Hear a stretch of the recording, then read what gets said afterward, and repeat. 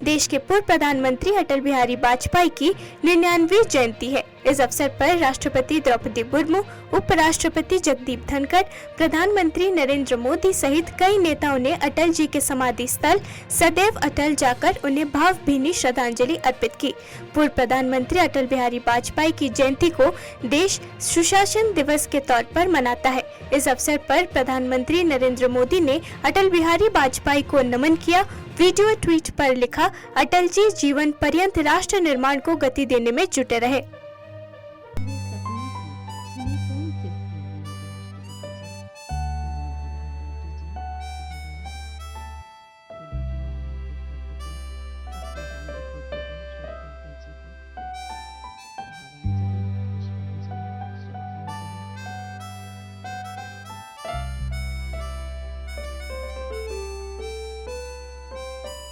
अटल जी के पद चिन्ह हमारा मार्गदर्शन करते हैं। युग पुरुष अटल जी, उनकी स्मृतियों को शत शत प्रणाम। माननीय राष्ट्रपति महोदय,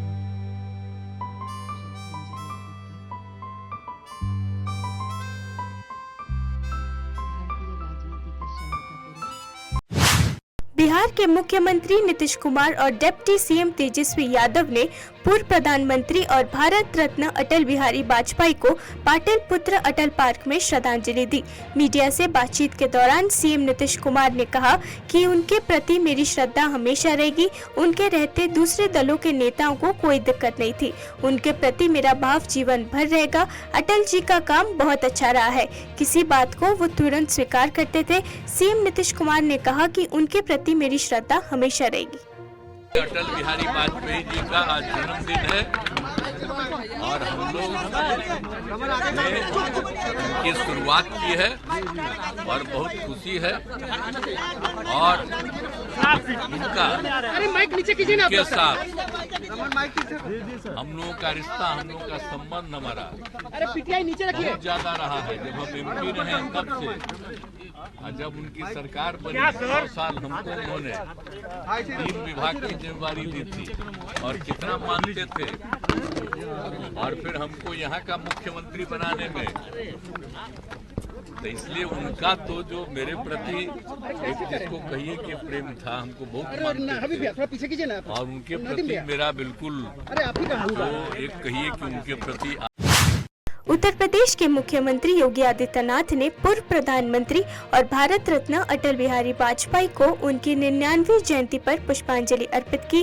उन्होंने कहा कि भारत माता के महान सपूत भारत रत्न अटल बिहारी वाजपेयी की आज जयंती है और इस अवसर पर अटल जी की स्मृतियों को नमन करते हुए प्रदेशवासियों की ओर से मैं उनके चरणों में विनम्र श्रद्धांजलि अर्पित करता हूं।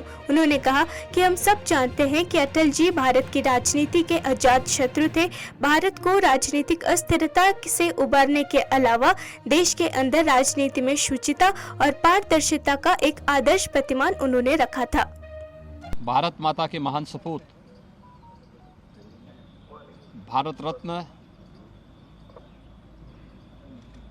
सरदेव अटल बिहारी वाजपेयी जी की आज पावन जयंती है। इस अवसर पर सरदेव अटल जी की स्मृतियों को नमन करते हुए प्रदेशवासियों की ओर से मैं उनके श्री चरणों में विनम्र श्रद्धांजलि अर्पित करता हूं। हम सब जानते हैं अटल जी भारत की राजनीति के अजात शत्रु थे। भारत को राजनीतिक अस्थिरता से उभारने, देश के अंदर राजनीति में शुचिता और पारदर्शिता का एक आदर्श प्रतिमान उन्होंने रखा था और यही कारण है कि आज पिछले 9.5 वर्ष से प्रधानमंत्री मोदी जी के नेतृत्व में भारत ने विकास, सुरक्षा और सुशासन के जो नए पुडुचेरी की राज्यपाल तमिलिसाई सौंदरराजन ने तमिलनाडु के थूथुकुडी के बाढ़ प्रभावित इलाकों का दौरा किया। राज्यपाल ने बाढ़ की स्थिति का निरीक्षण करने के लिए मुरुगेसा नगर क्षेत्र का दौरा किया। राज्यपाल तमिलिसाई सौंदरराजन ने मीडिया को संबोधित करते हुए कहा, राज्य सरकार को उचित एहतियाती कदम उठाने चाहिए थे। उन्होंने इस स्थिति को बहुत बुरी तरह से संभाला है।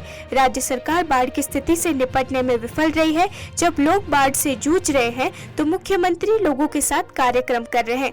गौरतलब है कि पिछले कुछ दिनों में थूथुकुडी, तिरुनेलवेली, तेनकासी और कन्याकुमारी में भारी बारिश ने कहर बरपाया है।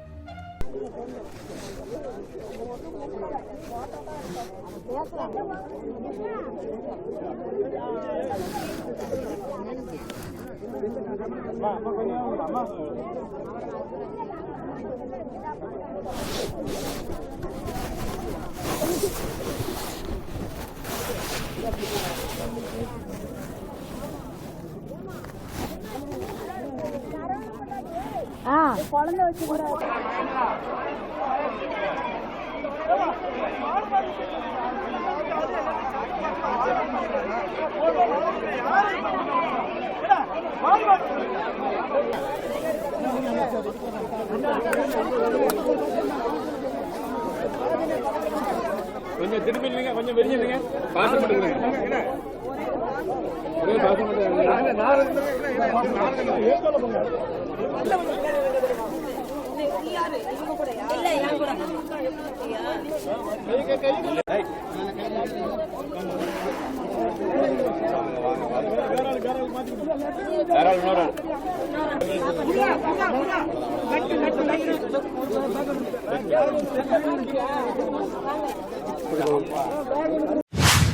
उत्तर भारत में शीतलहर और कोहरे के चलते लोगों की मुश्किलें बढ़ गई है। उधर जम्मू कश्मीर और हिमाचल प्रदेश में भारी बर्फबारी हो रही है, जिसका असर मैदानी इलाकों में देखने को मिल रहा है।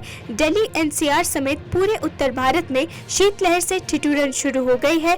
वहीं घना कोहरा भी लोगों की मुश्किलें बढ़ा रहा है। सोमवार सुबह मैदानी इलाकों में घना कोहरा देखने को मिला। राष्ट्रीय राजधानी में भी सुबह के समय कोहरा की चादर छाई रही।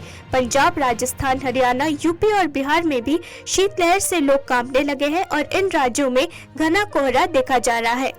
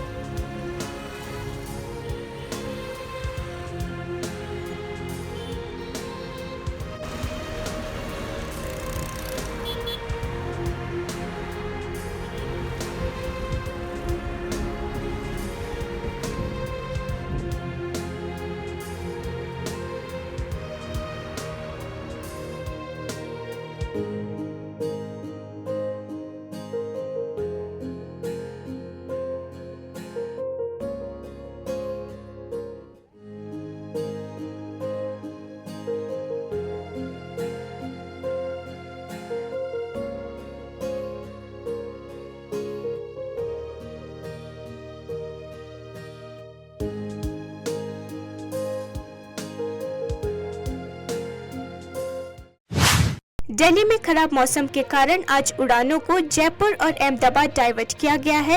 एयरपोर्ट से जुड़े सूत्रों ने इसकी पुष्टि की है। फ्लाइट प्रभावित होने की वजह से पैसेंजर्स खूब परेशान हुए। उन्होंने सोशल मीडिया पर देरी और व्यवधान की शिकायत की। वहीं इंडिगो और स्पाइस जेट सहित एयरलाइंस ने ग्राहकों को कम विजिबिलिटी के बारे में बताया। इस बीच दिल्ली एयरपोर्ट ने यात्रियों के लिए एक एडवाइजरी जारी कर उनसे उड़ान की जानकारी के लिए अपनी संबंधित एयरलाइन से संपर्क करने का अनुरोध किया है। देश में एक बार फिर से कोरोना के मामले तेजी से बढ़ने लगे हैं। बीते 24 घंटों के दौरान देश भर में कोरोना के 312 नए मामले सामने आए हैं। इसके बाद देश में कोरोना के सक्रिय मामलों की संख्या बढ़कर 4054 हो गई है। इससे पहले देश में कोरोना के एक्टिव केसों की संख्या 3742 थी। स्वास्थ्य मंत्रालय के मुताबिक इस दौरान देश में कोरोना संक्रमित सिर्फ एक मरीज की मौत हुई है। उधर महाराष्ट्र के ठाणे में कोविड वायरस का सब वेरिएंट JN1 तेजी से पांव पसार रहा है। वहां JN1 वेरिएंट के 5 नए मामले सामने आए हैं। प्रधानमंत्री नरेंद्र मोदी ने इंदौर नगर निगम द्वारा खरगोन जिले के ग्राम सिमराज और आशुखेड़ी में स्थापित किए जा रहे 60 मेगावाट के सौर ऊर्जा संयंत्र का शिलान्यास किया।